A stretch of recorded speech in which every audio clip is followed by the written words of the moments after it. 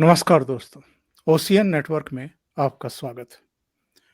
आज बात करेंगे पड़ोसी देश पाकिस्तान की और पाकिस्तान में भी तहरीके तालिबान पाकिस्तान की, जिसने पाकिस्तान में हर जगह हमले करने की खुली धमकी दे दी है, बल्कि अपील जारी कर दी है अपने लड़ाकों से कि वो हर जगह हमले करें। ये सेना और तहरीके तालिबान पाकिस्तान के बीच में जो युद्ध विराम जारी था जून से, ये टूटा क्यों है, इस पर भी चर्चा करेंगे। और ये ऐसे समय ही क्यों टूटा है जब जनरल बाजवा की विदाई हुई है और नए जनरल मुनीर ने कमान संभाली है पाकिस्तानी सेना की। इसके इम्प्लीकेशंस क्या होंगे, यानी इसके नतीजे क्या होंगे। दूसरे, भारत पर इसका क्या प्रभाव पड़ेगा। क्या भारतीय सेना को, हमारे सुरक्षा बलों को भी अब अतिरिक्त चौकसी बरतने की जरूरत है। और अगर समय बचा तो फिर इस पर भी चर्चा करेंगे कि इमरान खान जिस तरह के इधर शोले बरसा रहे हैं, आग बरसा रहे हैं, उसका नतीजा क्या होने वाला है पाकिस्तान की राजनीति पर। और अगर उससे भी थोड़ा सा समय बचा तो फिर पीओके पर भी बातचीत करेंगे। मेरे साथ दो बहुत ही खास मेहमान आज जुड़ रहे हैं इस चर्चा को आगे बढ़ाने के लिए। मेरे साथ इस समय ब्रिटेन से जुड़ गए हैं डॉक्टर अमजद अयूब मिर्जा, पीओजेके के एक्टिविस्ट भी, और बहुत एक जाना पहचाना चेहरा जो 24/7 इस समय एक मुहिम में लगे हुए हैं, और रक्षा मामलों के विशेषज्ञ, टेरिटोरियल आर्मी के पूर्व चीफ और युद्ध सेवा मेडल से अलंकृत major general AK Siwach sir. Siwach साहब, बहुत स्वागत है। नमस्कार। नमस्कार चौधरी साहब।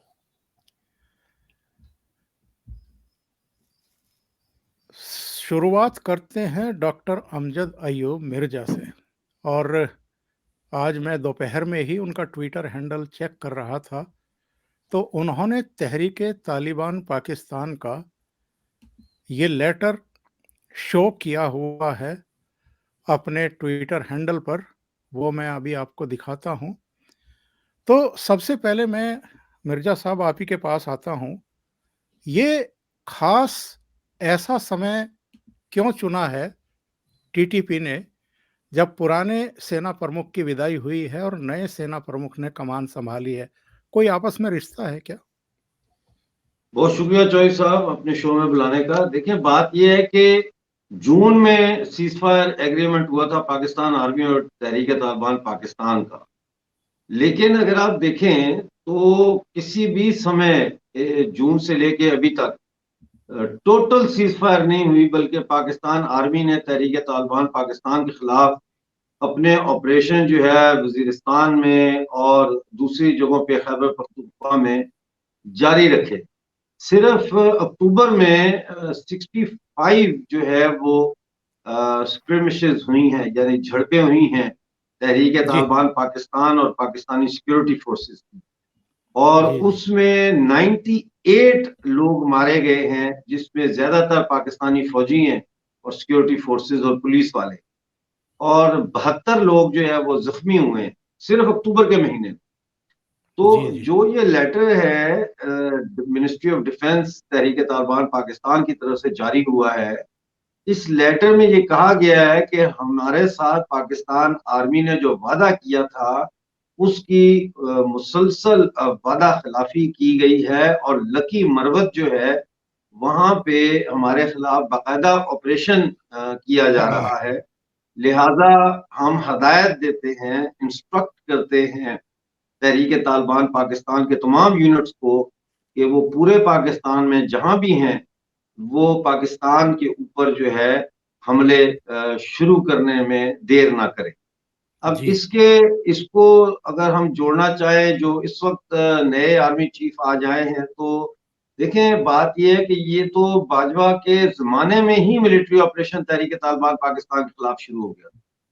तो जी, इसलिए ये बेसिकली जो है पाकिस्तानी आर्मी के अंदर जो प्रो तालिबान एलिमेंट है और जो मॉडरेट कह ले एलिमेंट है, उसका आपस की जो जंग है वो हमें तहरीक तालिबान पाकिस्तान की शक्ल में नजर आ रही है। और यही वजह है कि पिछले दिनों चमन का जो बॉर्डर है अफगानिस्तान और पाकिस्तान का, बलूचिस्तान में, वहां पे बकायदा कई दिन जो है वो तालिबान, अफगान तालिबान और पाकिस्तानी सिक्योरिटी फोर्सेस के दरमियान फायरिंग होती रही है, जिसमें पाकिस्तान के फौजी मारे गए। और आज जो है जब ये तहरीक तालिबान पाकिस्तान का ये स्टेटमेंट आया है, तो हिना रब्बानी खर जो मिनिस्टर ऑफ स्टेट हैं फॉर फॉरेन अफेयर्स, वो गई हैं काबुल एक रोजा दौरे पर, और उन्होंने वहां के जो फॉरेन मिनिस्टरों से मुलाकात की है। जाहिर है ये सारी चीजें जेर बहस आई होंगी उसमें।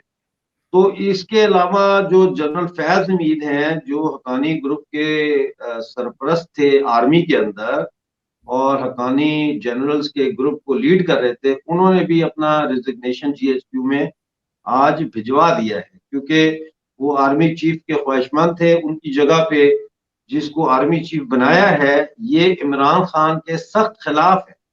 और ये जी, वो जी। है आर्मी चीफ जो नया बना है, जिसने इमरान, जब ये आईएसआई के डायरेक्टर जनरल थे, तो इन्होंने प्राइम मिनिस्टर इमरान खान के घर में जाके इनको कहा कि आपकी बीवी जो है वो ब्राइब्स ले रही हैं, बड़े बड़े कीमती तोहफों की शक्ल में ब्राइब्स ले रही हैं, आप अपने घर में जरा नजर रखिए। जिस पर इमरान खान ने इनको एज डीजीआईएसआई चेंज कर दिया।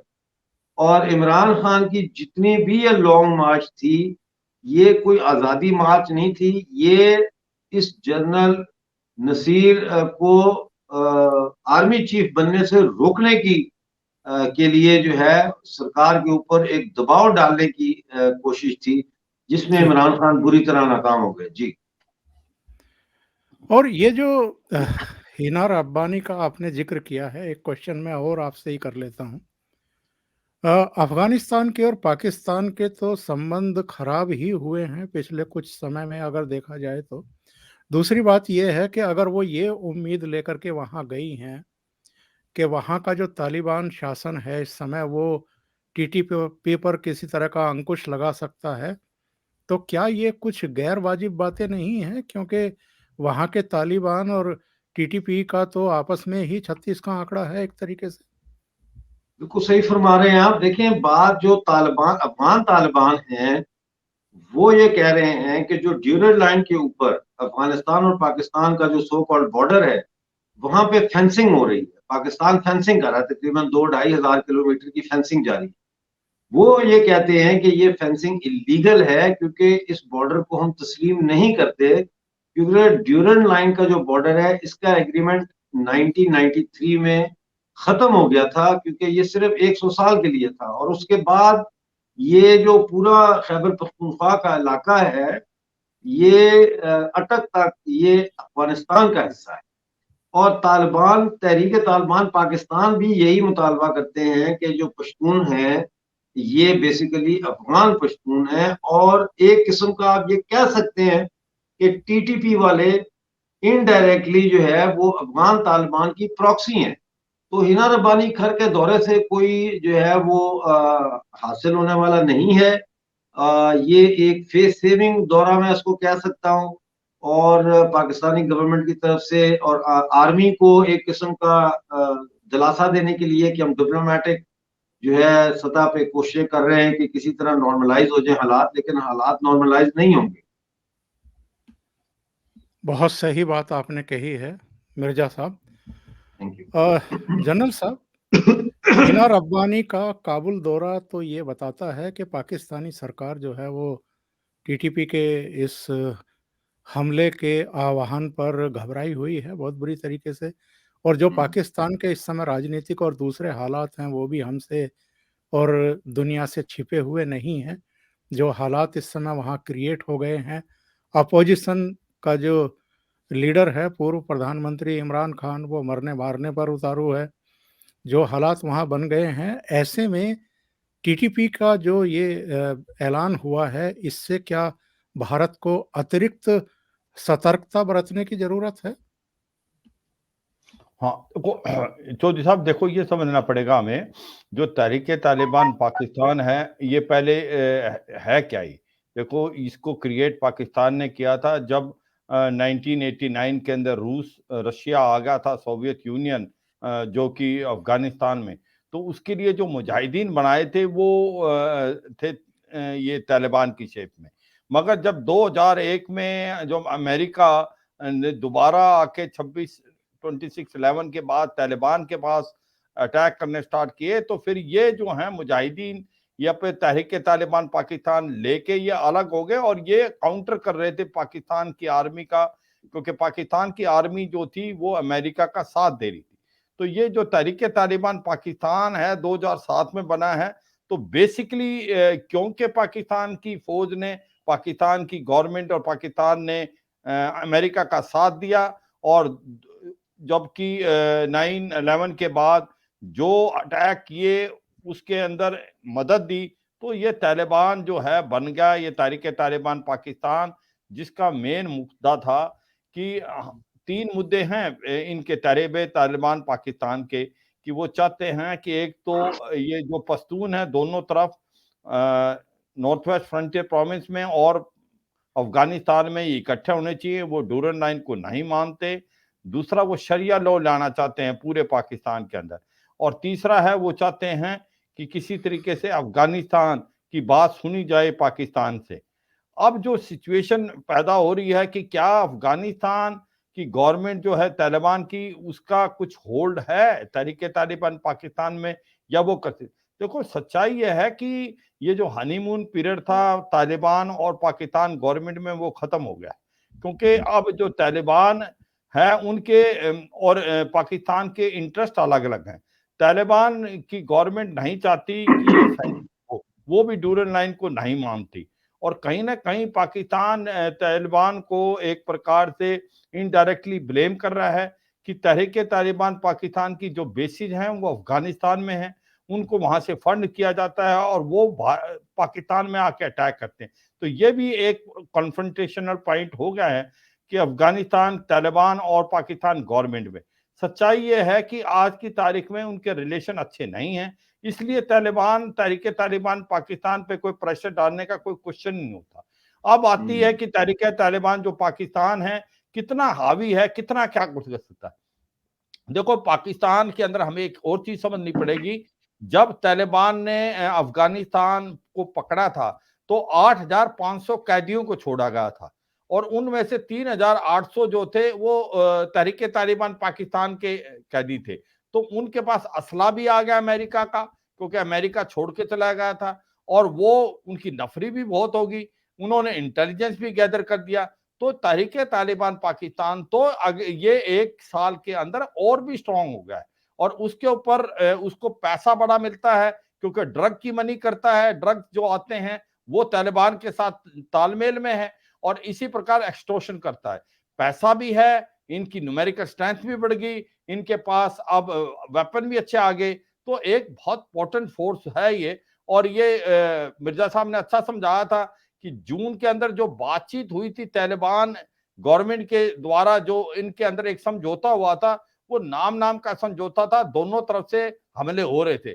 पाकिस्तान की आर्मी ज्यादा इंटेलिजेंस गैदर कर रही थी और उन पर हमला भी कर रही थी, और तहरीक तालिबान पाकिस्तान भी उल्टा वार कर रहा था, काफी पाकिस्तानी सोल्जर्स को मारा। तो ये अभी जो तहरीक तालिबान पाकिस्तान ने यूनिलैटरली इसको एक प्रकार से बरकरार कर दिया या इसको नकारा कर दिया।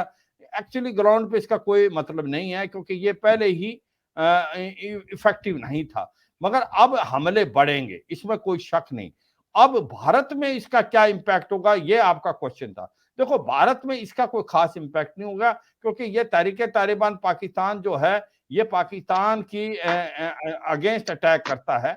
और अब सच्चाई है कि बलूचिस्तान में बलूचिस्तान लिबरेशन आर्मी कर रही है, सिंध के अंदर ये एमक्यूएम भी काफी स्ट्रांग होता जा रहा है, खैबर पख्तूनख्वा में और के इलाके में और स्वात के इलाके में तहरीक तालिबान पाकिस्तान अब हमले करेगा। इधर आप देखें पीओजे के अंदर और गिलगित पाकिस्तान में लोग वैसे सड़कों पे आ रहे हैं, तो ये इंटरनल सिचुएशन एक खराब होगी पाकिस्तान की। और अब जो नए चीफ आए हैं बन के, जो आसिम मुनीर, वो एक प्रकार से एक चीज के लिए भारत को चौकन्ना रहने की जरूरत है कि वो दोनों अपॉइंटमेंट कर चुके हैं, डीजी आईएसआई भी रह चुके हैं और डीजी मिलिट्री इंटेलिजेंस भी रह चुके हैं। तो दोनों जो खुफिया और जो इंटेलिजेंस की पोजीशन है उसने वहां पर ली है, तो वो शायद हार्ड लाइनर है भारत के विरुद्ध।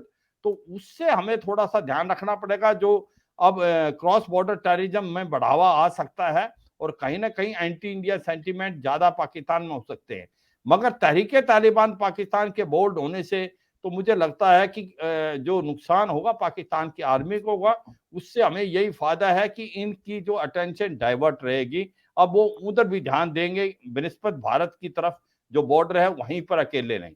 तो अभी ये सिचुएशन है। मुझे लगता है आने वाले समय में पाकिस्तान की जो अंदरूनी हालात जो पहले ही बहुत खराब होती जा रही है, इकोनॉमिकली हमें सब पता है कि यूं तो वो ग्रे लिस्ट से निकल गए हैं, मगर अभी भी उनके पास 186 बिलियन डॉलर का कर्जा है और उधर से चीन उनके ऊपर बहुत प्रेशर डाल रहा है, क्योंकि ये China Pakistan economic corridor almost ठप पड़ा हुआ है, उस पर काम नहीं हो रहा। चीनियों को काफी सिक्योरिटी की प्रॉब्लम है और ऊपर से अब ये इंटरनल सिचुएशन खराब हो जाएगी, तहरीके तालिबान पाकिस्तान बोल्ड होगा, अटैक करेगा। तो मुझे लगता है इकोनॉमिकली तो वैसे बुरी हालात है, इन्फ्लेशन डबल फिगर में है, वहां पर जो फ्यूल फूड सबकी कमी है, जी अभी जी। इनको पैसा मिल नहीं रहा, ऊपर से इंटरनल सिचुएशन भी खराब हो जाएगी। तो मुझे लगता है ये जो चीजें हैं पाकिस्तान के लिए कोई खास अच्छी खबरें नहीं है। और ऊपर से इमरान खान बड़ा प्रेशर डाल रहे हैं गवर्नमेंट पे और लगता है आने वाले कुछ एक समय में इलेक्शन भी हो जाएं पाकिस्तान में। तो ओवरऑल मुझे लगता है इंस्टेबिलिटी का दौर आएगा पाकिस्तान में, उसके लिए भारत को थोड़ा सा चौकन्ना रहना पड़ेगा।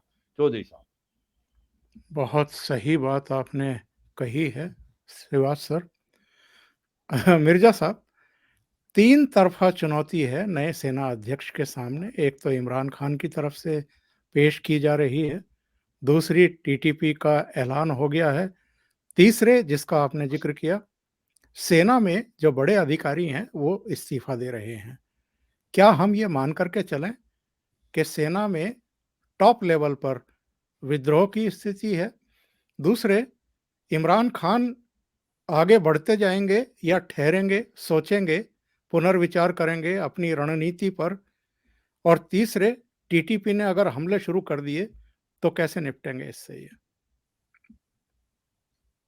देखिए चौधरी साहब, मेरा ये ख्याल है कि इस वक्त जो इमरान खान है वो बड़ी कमजोर पोजीशन में है और उन्होंने बड़े जिसे कहते हैं मज़ेका खेज बयानात दिए हैं। जैसे उन्होंने कहा कि साबिक गवर्नर इमरान इस्माइल जो तहरीक इंसाफ की पार्टी के लीडर भी हैं और उस वक्त वो ट्रक पर सवार थे जब गोली चली, तो वो कहते हैं कि उनकी शलवार से 4 गोलियां निकली, तो उनको लगी नहीं, शलवार में फंस गई। अब इस किस्म के स्टूपिड बयानात देने से जो है वो मतलब है लोग हंस रहे हैं उन पे। फिर वो कहते हैं कि एक आदमी को 6 गोलियां लगी। अच्छा, जिसको 6 गोलियां लगी वो कहाँ है? खुद को कहते हैं मुझे 4 गोलियां लगी। 4 गोलियां हैं तो फिर कैसे वो चल के गए? बहरहाल इमरान खान का जो ये आजादी मार्च था, ये आजादी मार्च के खत्म होने से पहले ही खत्म हो गया था, क्योंकि जब ये देख लिया गया कि आसिम मुनीर को चीफ ऑफ आर्मी स्टाफ लगाया जा रहा है तो इमरान खान ने रिट्रीट करना शुरू कर दिया। उसने कहा, बयान दिया कि हमें कोई इतराज नहीं है, जो भी आर्मी चीफ आएगा हमें वो कबूल होगा, क्योंकि वो सब उनको पता लग गया था कि कौन आ रहा है। अब मुझे ये लगता है कि तहरीक इंसाफ जो है इमरान खान की पार्टी, इसमें अब स्प्लिट होगी जी और इसमें दो तरफा स्प्लिट होगी। एक तरफ तो शाह महमूद कुरैशी, फवाद चौधरी, ये लोग हैं और दूसरी तरफ इमरान खान है और इसके साथ इसके जो भी हवारी हैं जैसे इमरान इस्माइल वगैरह। दूसरा ये है कि मुझे लगता है कि अब इमरान खान जो है वो इसमें मुकदमात में इसको उलझाया जाएगा। तो शाखाना की चोरी जो इसने चोरियां की हैं उनमें, और फॉरेन फंडिंग केस बहुत इंपॉर्टेंट है जिसके ऊपर इंक्वायरी हो रही है, और मनी लॉन्ड्रिंग। तो इमरान खान तो अब इन मुकदमात को भुगतेगा और इलेक्शन जो है वो मुझे होते हुए नजर नहीं आ रहे। इमरान खान ने धमकी दी है कि हम अब असम्बलियों से इस्तीफा देंगे। ये भी धमकी एक गीदड़ भभकी है, क्योंकि अगर इस्तीफा देना है तो पीओजेके में भी इमरान खान की पार्टी की गवर्नमेंट है, गिलगित बल्तिस्तान में भी इमरान खान की पार्टी की गवर्नमेंट है, और ये जो है पंजाब में इनकी कोalition गवर्नमेंट है, और खैबर पख्तूनख्वा में इमरान खान की गवर्नमेंट है। तो अगर ये इस्तीफा देना है इन्होंने, तो सबसे पहले तो ये शुरू करें ना, अपने खैबर पख्तूनख्वा से इस्तीफे दें। फिर ये क्या गारंटी है कि पाकिस्तानी कब्जे वाले जम्मू कश्मीर की जो असम्बली है वो इस्तीफा देगी? वो तो कभी भी इस्तीफा नहीं देंगे। वो भले उनको वोट ऑफ नो कॉन्फिडेंस दे के जो सिटिंग प्राइम मिनिस्टर है तनवीर इलियास, उसको हटाना पड़े, वो जी हटा देंगे। पीटीआई के मेंबर खुद मिल के अपोजिशन के साथ अपोजिशन का ले आएंगे प्राइम मिनिस्टर, लेकिन पीओजेके की असेंबली को कभी भी वो मेरा नहीं ख्याल के खत्म करेंगे। तो इसलिए ये गीदड़ भपकियां हैं। Imran Khan, I think Imran Khan days are over now. Faiz Hameed is gone, Asim Munir is इन।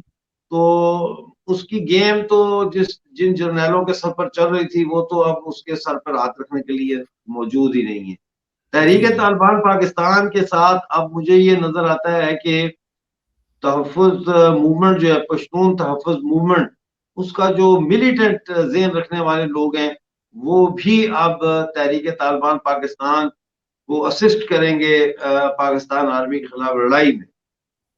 ये सूरत-ए-हाल मुझे डेवलप होती हुई नजर आ रही है। पाकिस्तान के अंदर इस वक्त बलूचिस्तान में बहुत शदीद मिलिट्री ऑपरेशन चल रहा है, और जो बलोच हैं उनके बहुत कम उनके जो है वो लॉसेस हो रहे हैं, पाकिस्तान आर्मी के हैवी लॉसेस हो रहे हैं।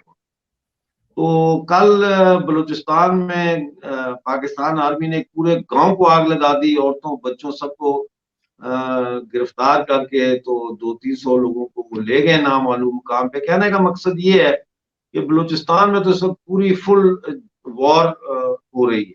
अब ये केपीके में भी शुरू हो जाए तो फिर पीछे क्या रह गया? पंजाब के हालात इतने खराब हैं कि 28 फरवरी अगले साल तक पंजाब की जो इंडस्ट्री है उसको गैस की सप्लाई बंद कर दी है। यानी वो कैसे अब इंडस्ट्री वहां पे चलेगी? तो वहां का इंडस्ट्रियलिस्ट भी खिलाफ है। तो बहुत जी हालात जी खराब है पाकिस्तान के, और इस सारे सूरत-ए-हाल में मैं समझता हूँ कि अब पीओजेके के अंदर जो है ग्राउंड पे काम बहुत तेज करने की जरूरत है। जी।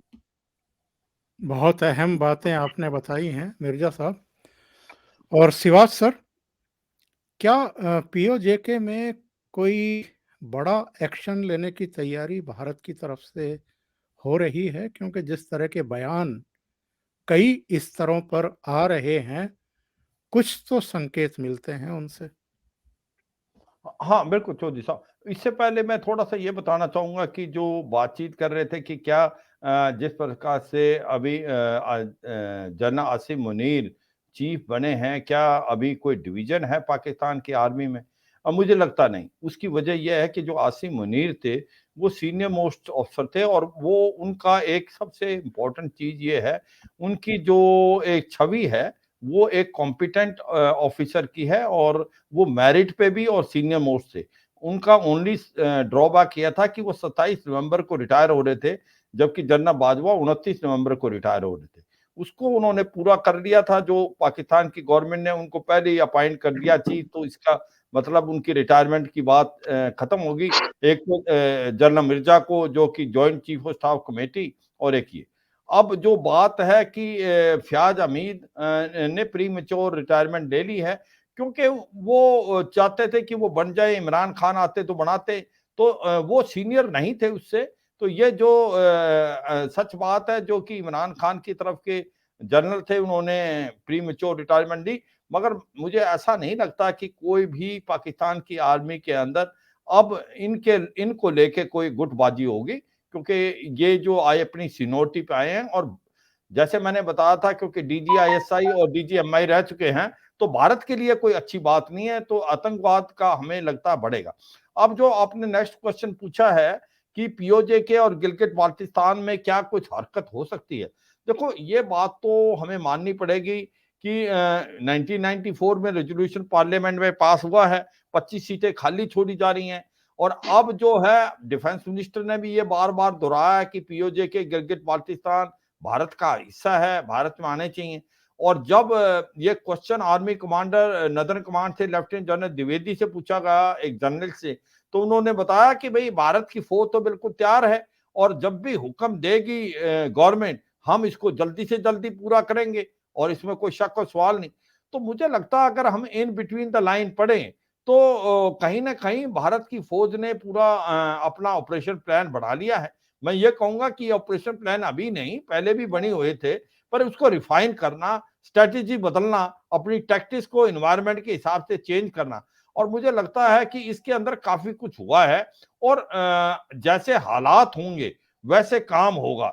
और इसके अंदर सबसे अच्छी बात जो डॉक्टर मिर्जा साहब भी बता रहे थे और जो मुझे भी लगता है कि सच्चाई तो यह है कि ये पीओजे के और गिलगित बाल्टिस्तान में जो लोग हैं वो खुद मिलना चाहते हैं भारत के जम्मू और कश्मीर में। उनकी वजह यह है कि उनको सेकंड क्लास सिटीजन माना जा रहा है, ना बिजली, ना पानी, ना सड़कें, और वो भारत का जम्मू कश्मीर 50-60 साल आगे निकल गया है। यहाँ प्रगति हो रही है, यहाँ पर टूरिज्म रिकॉर्ड टाइम का है, यहाँ पर ट्रू सेंस में डेमोक्रेसी, तो वो लोग भी आना चाहते हैं। तो वहां पर भी लोग सड़कों पे हैं, लोगों हैं, और ऐसे में मुझे लगता है कि भारत की फौज ने मन बना लिया है, जब भी कभी हुक्म दिए जाएंगे जो गवर्नमेंट है, उसके बाद ये कार्रवाई को ज्यादा टाइम नहीं लगेगा।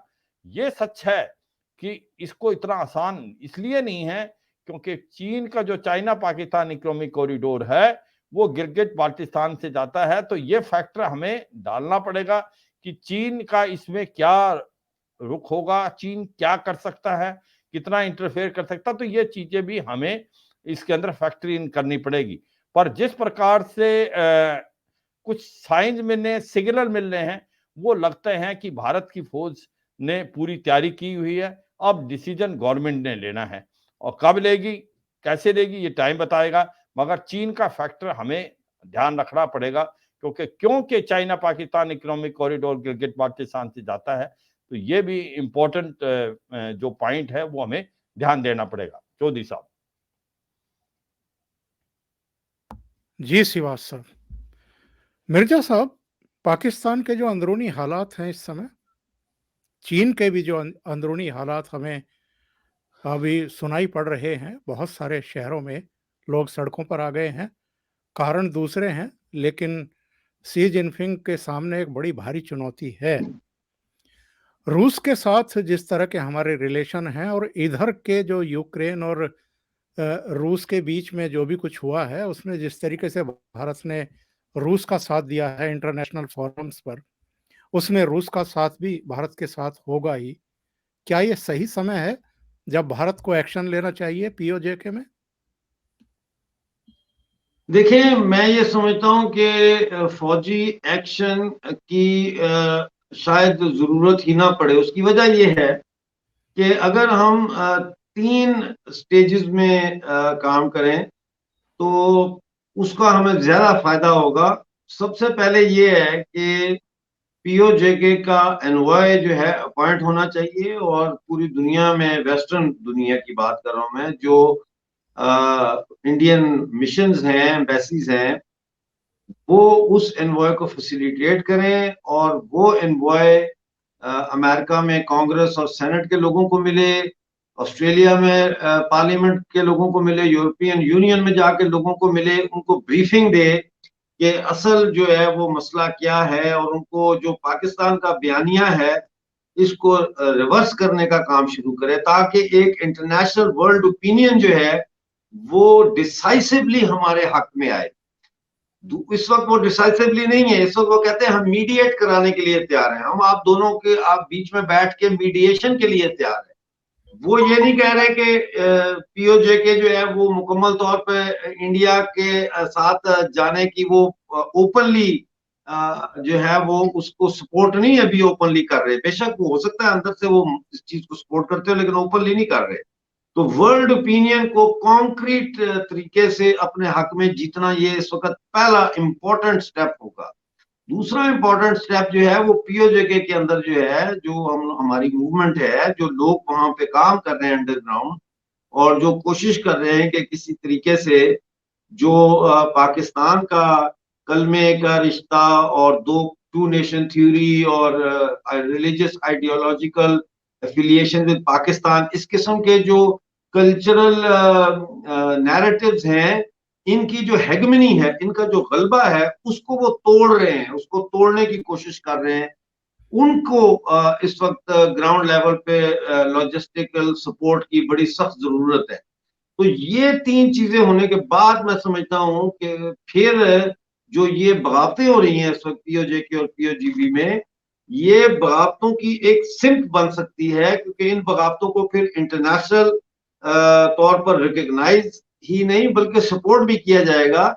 और फिर पीओजे के अंदर अगर पाकिस्तान आर्मी या पाकिस्तानी सिक्योरिटी फोर्सेस भेजी जाती हैं इन प्रदर्शनों को कुचलने के लिए, तो फिर इंडिया अपनी फौजें अगर भेजता है तो वो मैं समझता हूँ बेस्ट पॉलिसी होगी, क्योंकि फिर इंडिया के पास ये राइट है according to the instrument of accession of 26 October 1947 कि वो इन इलाकों के लोगों की रक्षा के लिए आगे बढ़े। जी, बहुत अहम सुझाव आपने दिए हैं डॉक्टर मिर्जा। सिवाज सर, इसमें कुछ जोड़ना चाहेंगे?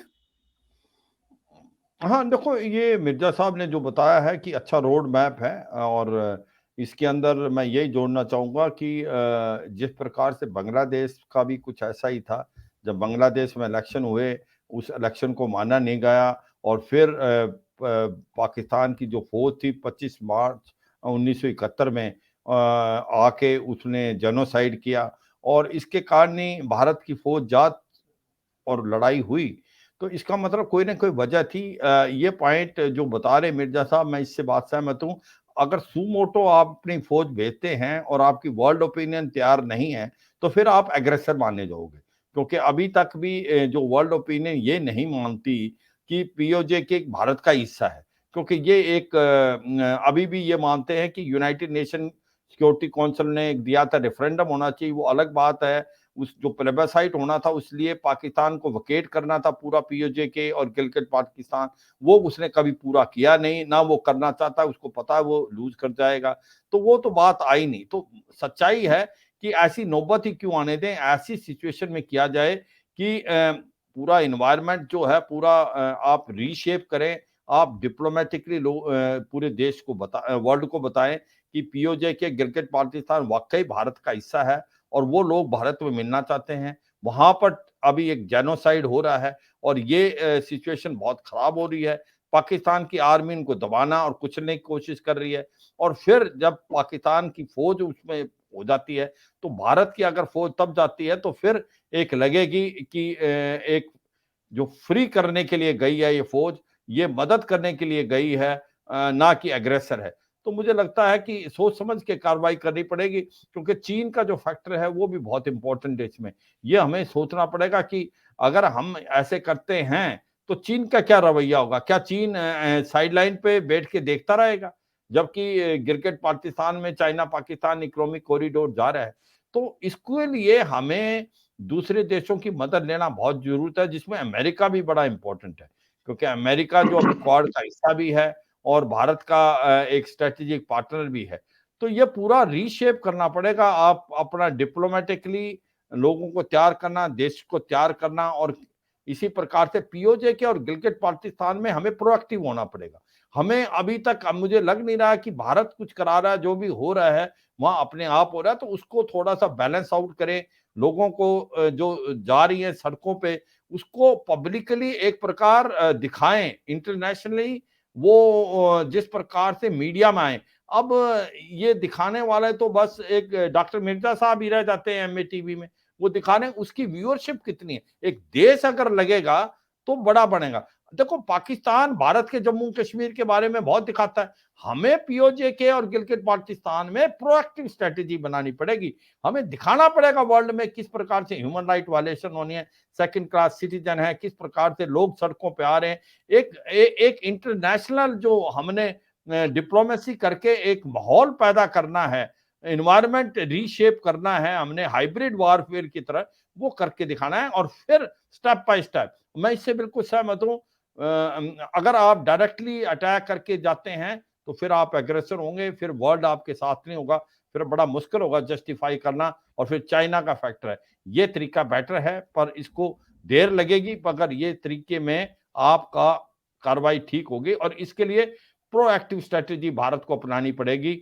स्पेशली आपको मीडिया लेके एनवायरनमेंट को रीशेप करके, डिप्लोमेसी बढ़ा के वर्ल्ड ओपिनियन को चेंज करना, और फिर धीरे धीरे एक प्रकार ऐसे कार्रवाई की पाकिस्तान की आर्मी वहां आए और फिर भारत की फौज जाए मदद करने, तब ये बात ठीक लगती है कि ये होगा तो इंटरनेशनल कम्युनिटी भी इसको एक्सेप्ट करेगी।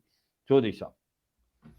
और मैं ये डॉक्टर समझता अमजद हूँ अयूब, कि ये जो चाइना की बात आप कर रहे हैं, चाइना से हमें कोई खतरा नहीं है, चाइना हमारे रास्ते में कोई रुकावट नहीं है। सिर्फ हमें ये डिस्कस उनके साथ करना है कि जो सी पैक है, चाइना पाकिस्तान इकोनॉमिक कॉरिडोर, इसको हम बैठ के उनके साथ निगोशिएट कर सकते हैं कि इसको इंडो चाइना इकोनॉमिक कॉरिडोर बनाया जाए, और इस कॉरिडोर को इंडिया और चाइना दोनों की कमोडिटीज को यूरोप और दुनिया भर में जो है वो फैलाने के लिए एक रास्ता बनाया जाए। और इसको चाइना जो इंडो चाइना इकोनॉमिक कॉरिडोर अगर बनता है तो ये रीजनल पीस के लिए भी बहुत महत्वपूर्ण स्टेप होगा। हमें भी सेंट्रल एशिया तक रसाई देगा चाइना, और हम फिर चाइना को जो है वो ग्वादर पोर्ट से आगे जो कुछ भी है, जहां भी जाना है उसने वो रसाई देंगे। हमें अब आगे कोऑपरेशन की तरफ जाना है। देखें, मोदी जी ने प्यूटन साहब को कॉन्फ्रेंस में, इंटरनेशनल कॉन्फ्रेंस में कहा था कि ये जंगों का दौर नहीं है। तो अब ये जो दौर है ये वाकई में जंगों का नहीं है। और अगर आप समझते हैं कि आप जंग करेंगे, तो आपके सामने यूक्रेन की मिसाल मौजूद है कि कैसे जो है वो रूस के फंस गया वहां पे जाके यूक्रेन में। तो गुफ्तगू के साथ दूसरी चीज जो चाइना के साथ हमें बात करनी चाहिए वो ताइवान के ऊपर करनी चाहिए, क्योंकि ताइवान के साथ अगर हम इस कम से कम हम इतना आगे जा सकते हैं कि हम ये कहें कि चीन जो है वो ताइवान पे कब्जा ना करे, बल्कि चीन ताइवान के साथ कन्फेडरेशन बना ले। उसमें हम सालसी का किरदार भी अदा कर सकते हैं, मीडिएटर का किरदार भी अदा कर सकते हैं। और अगर चाइना और ताइवान कन्फेडरेशन बना लेते हैं आपस में, तो उसके बदले हम जो है और इंडो चाइना इकोनॉमिक कॉरिडोर, ये दो तीन चीजें टेबल पे रख के मुज़ाकरात करेंगे तो मुझे यकीन है कि इसका नतीजा अच्छा निकलेगा। ये ऐसा विषय है जिस हाँ पर हम लोग एक और चर्चा रखेंगे, क्योंकि हाँ, बिल्कुल बिल्कुल। अभी नहीं चौधरी साहब, यूक्रेन और रूस वाले मामले में ही अमेरिका को कितनी मिर्ची लगी हुई है जब भारत रूस का साथ देता है। अगर भारत ने चीन से भी अपना राब्ता कायम किया, नेगोशिएशन शुरू किए, तब कितनी मिर्चें लगेंगी अमेरिका को, इसका इसका हम अंदाजा भी नहीं लगा सकते।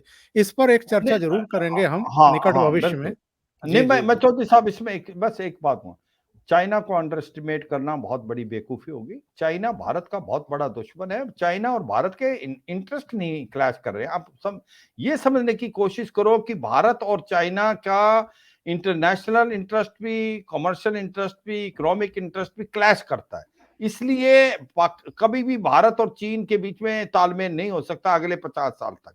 अगर भारत को इज्जत पानी है चाइना से, तो इक्वली स्ट्रांग हो गए तो आपकी इज्जत होगी।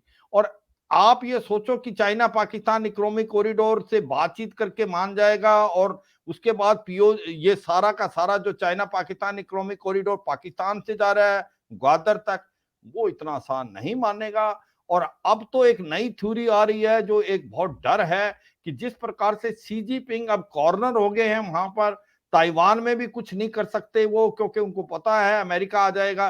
कुछ भारत के लद्दाख से अरुणाचल प्रदेश में तो 2023 में नहीं कर देंगे। तो ये सच्चाई है कि चीन एक ऐसा देश है जिसको आप बिल्कुल हल्के में नहीं ले सकते, क्योंकि जब भी भारत ने उससे रिलेशन अच्छे करने की कोशिश की है, उसने हमको बैकस्टैब किया है।